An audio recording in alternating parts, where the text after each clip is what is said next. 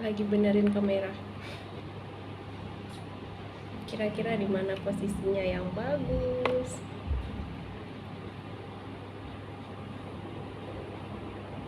Oke.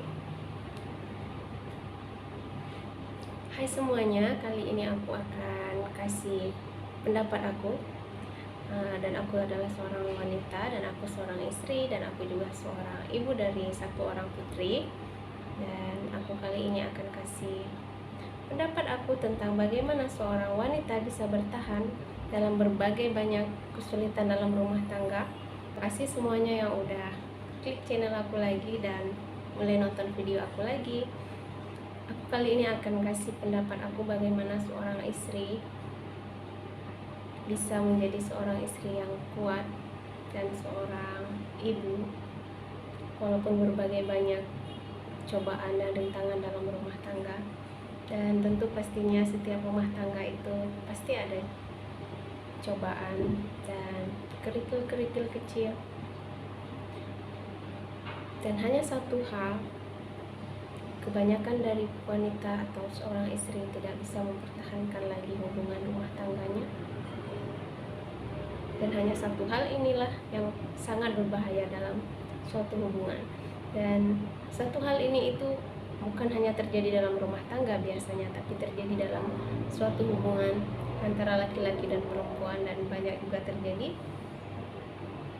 ketika seorang perempuan atau seorang lelaki dalam berhubungan, mereka tidak tahu cara berkomunikasi yang baik, dan mereka melakukan hal yang sangat fatal ini. Hal yang sangat fatal ini bukan hanya difatalkan dalam agama Islam, bukan, tapi juga dalam undang-undang. Kekerasan itu bisa kita artikan bukan hanya sesuatu yang kita menyakiti dalam keadaan fisik, tapi kekerasan dalam segi mental, kekerasan dalam bagaimana kita bersikap kepada orang di sekitar kita. Jadi kekerasan ini adalah sesuatu yang sangat fatal. Kita bisa jadikan dia adalah hal yang sangat lost control. Misalnya apa? Sesuatu yang keras yang sudah lost control biasanya itu sangat fatal dan sangat berbahaya. Jadi misalnya aku contohkan seperti ini. Orang yang berhubungan biasanya sering terjadi lost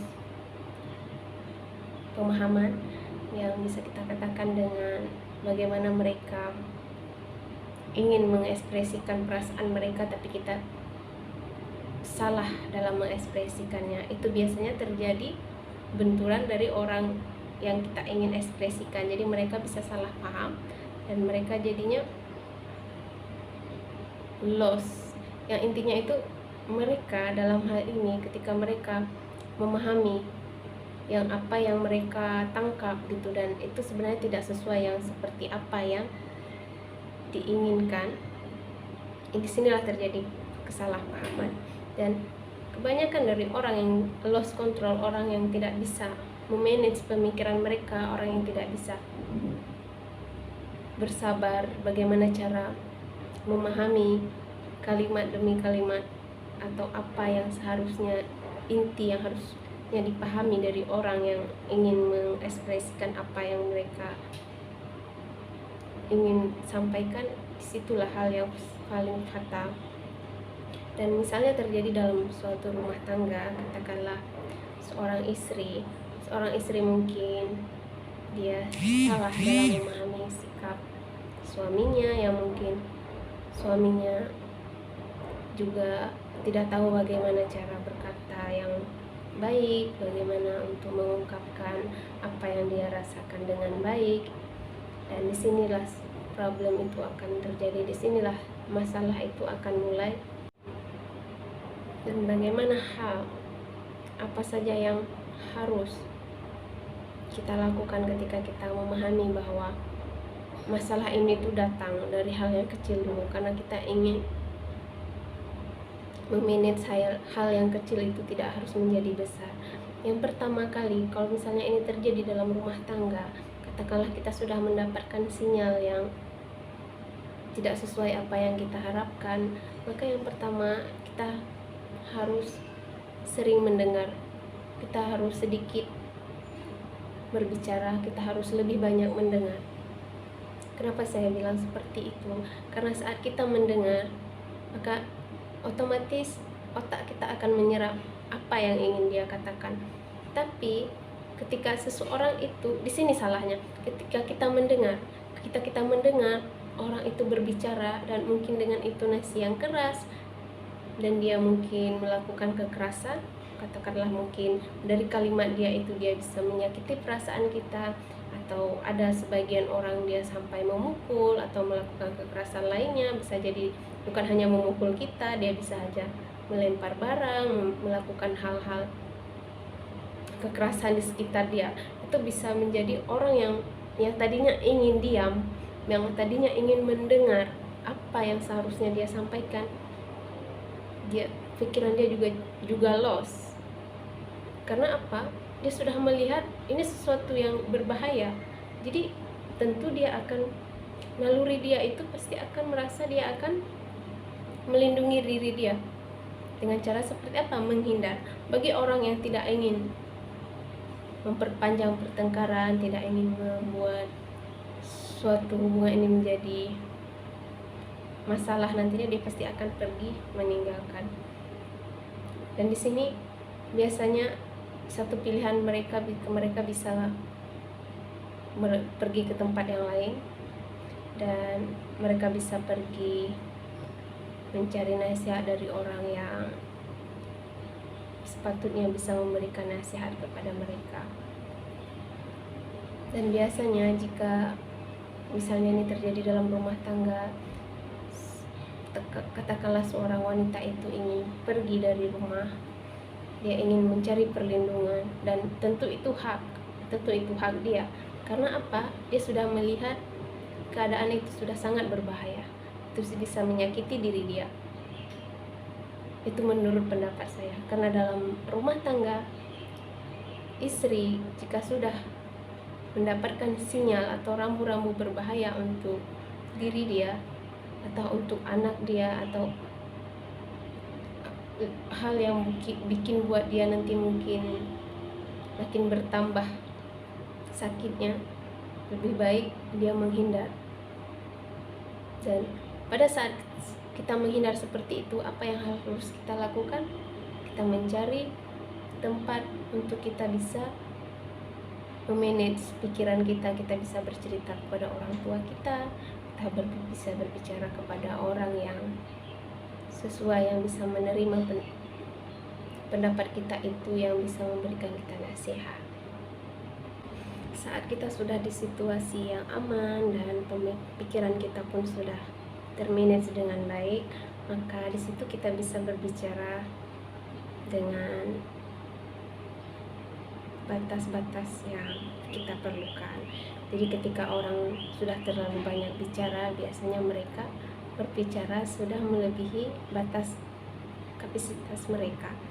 Katakanlah ketika mereka masih merasa drop, pikiran mereka masih belum stabil, biasanya mereka itu berbicara tidak sesuai dengan kapasitas yang seharusnya mereka katakan. Jadi untuk selanjutnya lagi, hal yang paling fatal inilah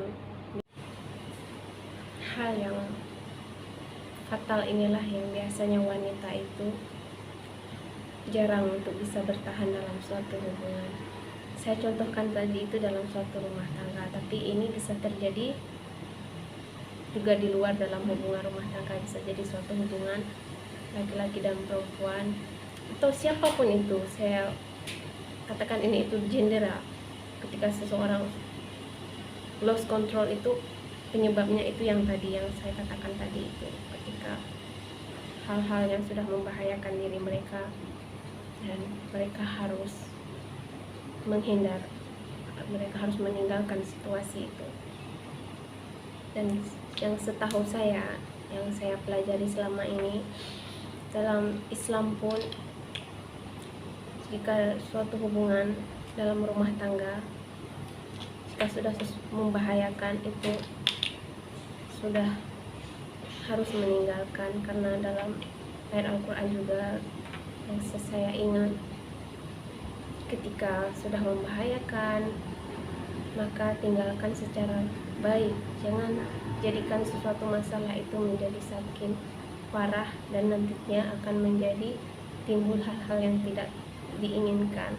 Karena dalam suatu pernikahan, poin-poin yang harus kita ketahui adalah yang pertama, kita menjaga pikiran kita untuk selalu baik, kita menjaga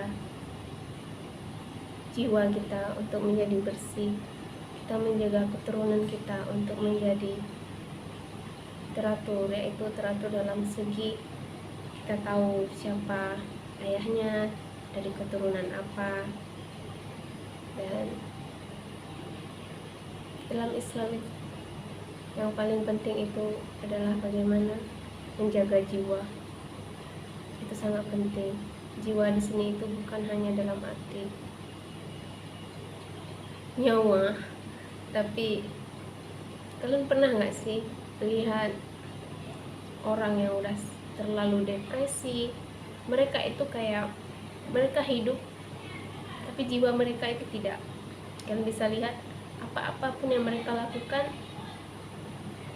tidak ada bermakna. Karena apa? Jiwa mereka sudah rusak. Jiwa yang rusak itu terjadi karena apa? Dari pikiran dan hati mereka. Dan ini yang paling saya sangat sayangkan. Banyak yang sebenarnya yang saya jumpai, mungkin bisa dari teman atau cuma sekedar berbicara dengan saya bisa memahami bahwa jiwa mereka itu sudah tidak sesuai dengan kodrat. Karena mereka itu sudah terlampau sangat dalam keadaan yang sangat kesulitan. Jadi untuk membuat mereka menjadikan jiwa mereka kembali sehat itu butuh tahap. Dan bagi orang-orang yang memahami itu, tolong dan berusahalah untuk membuat jiwa yang rusak ini dan pemikiran yang sudah sangat kacau ini untuk menjadi lebih baik. Jadi disinilah intinya seorang manusia itu harus bisa saling memahami bagaimana cara berinteraksi. Karena hablum minanas juga terhubung pada hablum minallah, bukan? Bagaimana hubungan kita dengan manusia, itu juga Allah akan menilai. Begitulah hubungan kita juga dengan Allah. Ketika kita hanya berhubungan dengan Allah saja, jiwa kita hanya kita sembahyang, kita tidak pernah meninggalkan sembahyang 5 waktu, kita sembahyang sunat, bahkan kita berzikir. Lalu bagaimana hubungan kita dengan manusia? Saya tidak katakan di sini hubungan kita harus sesama muslim, tidak. Saya tidak mau seperti itu. Saya hanya ingin mengatakan manusia, hablum minanas. Hablum minanas itu semua manusia, tidak hanya dia itu muslim. Tidak melihat apa status dia, tidak melihat apa jabatan dia, tidak melihat apa agama dia. Karena sesungguhnya manusia itu hidup di dunia ini harus rahmatan lil alamin. Ayat-ayat yang terdapat dalam Al-Quran, rahmatan lil alamin. Islam itu adalah rahmatan lil alamin, itu bagi seluruh makhluk. Jadi bagi kita seorang muslim yang kita memahami kita ini sebagai hamba Allah, kita adalah utusan, kita adalah khalifah. Yang Allah inginkan kita adalah menjadi rahmatan lil alamin di dunia ini, yaitu rahmat bagi semua makhluk, bukan hanya makhluk hidup tapi juga benda mati. Mungkin kita tidak tahu kan apa saja Allah yang ciptakan di dunia ini. Mungkin kita hanya melihat hewan, kita hanya melihat manusia, kita melihat pohon. Lalu bagaimana dengan udara? Bagaimana dengan tanah? Apakah tanah itu benda mati? Terlalu banyak untuk harus berbicara ke sana, tapi saya hanya mengatakan bahwa poin yang saya ingin katakan, masalahnya di sini adalah manusia belum tahu bagaimana cara memanage pikiran mereka, memanage hati mereka agar bisa memilih perkataan apa yang bisa mereka lontarkan untuk orang lain yang tidak menghancurkan pikiran orang itu dan mengacaukan hati mereka. Yang intinya, ketika kita ingin menyampaikan apa yang kita rasakan, berpikir, gunakan akal, dan lontarkan kalimat-kalimat yang baik, walaupun itu yang mungkin menyakitkan. Katakan dengan hal yang baik, karena ketika kita berucap dengan intonasi yang menyakitkan atau memukul hati seseorang, perasaan seseorang, itu semuanya akan menjadi kacau sekali. Itulah kekerasan, itulah yang namanya kekerasan. Kekerasan itu bukan hanya dari memukul atau yang seperti saya katakan lagi, yang saya katakan sebelumnya, memukul benda atau menyakiti lingkungan sekitar. Kekerasan itu juga bisa ke jiwa mereka yang mungkin kalian tidak nampak. Kalian tidak nampak luka yang ada dalam jiwa mereka, dalam hati mereka, dalam perasaan mereka. Tapi sesungguhnya kekerasan itu sudah menghancurkan mereka. Jadi disinilah hal yang paling fatal sebenarnya, ketika seseorang itu tidak bisa mempertahankan lagi rumah tangga mereka atau hubungan mereka. Kalau bagi saya pribadi, kalau masalah ekonomi, saya masih bisa bersabar, bertahun-tahun saya masih bisa bersabar. Dan masalah lingkungan yang mungkin lingkungannya kurang bagus atau kurang mewah, saya masih bisa bersabar. Yang penting lokasinya itu atau areanya itu masih membuat saya nyaman dan tidak berbahaya bagi saya. Dan masalah ekonomi, saya percaya Allah membukakan rezeki bagi setiap hamba yang ingin berusaha. Satu hari hanya kita keluar rumah atau lakukan apa saja yang bisa membuat pintu rezeki Allah itu terbuka untuk kita. Ketika situasi atau lingkungan itu sudah berbahaya, tentu saya akan meninggalkan dan saya tidak ingin berada di sana. Ketika katakanlah mungkin seseorang berucap yang tidak baik atau membuat pikiran saya juga kacau, perasaan saya kacau, dan saya akan memilih untuk meninggalkan dan mencari jalan saya sendiri, dan tentu dalam yang hal-hal yang sesuai masih dalam agama saya. Dan ketika saya masih mampu bisa untuk menghindar, saya akan menghindar semampu saya. Tapi ketika saya tidak ada pilihan lain, saya akan mencoba untuk mencari jalan bagaimana untuk tidak membuat keadaan untuk lebih kacau. Dan bukan hanya ekonomi, karena gini, ketika ekonomi down, katakanlah mereka tidak bisa berbuat apa-apa untuk mencari solusi, pasti mereka kurang bisa memanage apa yang harus mereka keluarkan dari mulut mereka, dan biasanya mereka menyakiti satu sama lain karena mereka kehilangan pencaharian mereka kan. Dan di situ saya katakan bahwa ini tuh sangat penting untuk bagaimana bisa memanage pikiran kalian, hati kalian ketika kalian berucap. Berusahalah untuk berpikir, apakah kalimat ini akan menyakiti orang lain, apakah kalimat saya ini akan menjadikan lingkungan saya menjadi tidak baik nantinya. Karena ucapan itu, satu kalimat itu bisa mempengaruhi bukan hanya satu orang, siapa yang mendengarnya, siapa saja yang bisa mendengarnya, itu sangat mempengaruhi. Jadi wanita itu sebenarnya simple. Kalau saya pribadi, kalau saya katakan bahwa bagaimana bisa bertahan dengan keadaan yang sulit atau yang ekonomi yang dulunya down gitu, saya bisa bertahan dalam masa bertahun-tahun. Saya bisa bertahan, dan hanya saya tidak bisa bertahan ketika terjadi kekerasan. Dan yang saya katakan tadi, kekerasan itu tidak hanya sesuatu yang menyakiti tubuh saya, yang menimbulkan bekas, tidak, sesuai dengan perasaan saya dan pikiran saya. Jadi hal yang seperti itu saya harapkan untuk orang yang bisa berusaha untuk menjadi lebih baik, orang yang ingin mempertahankan hubungan mereka. Poinnya yaitu berusahalah untuk berkata yang baik, jangan melakukan kekerasan. Oke? Dan buat semuanya yang ingin berkomentar dan kasih pendapat kalian, atau mungkin kalian bisa berkritik juga untuk saya, karena tidak ada manusia yang sempurna sesungguhnya, karena saya juga butuh perbaikan. Terima kasih. Saya harap semuanya bisa kasih masukan dan kritikan kepada saya. Oke? Assalamualaikum warahmatullahi wabarakatuh.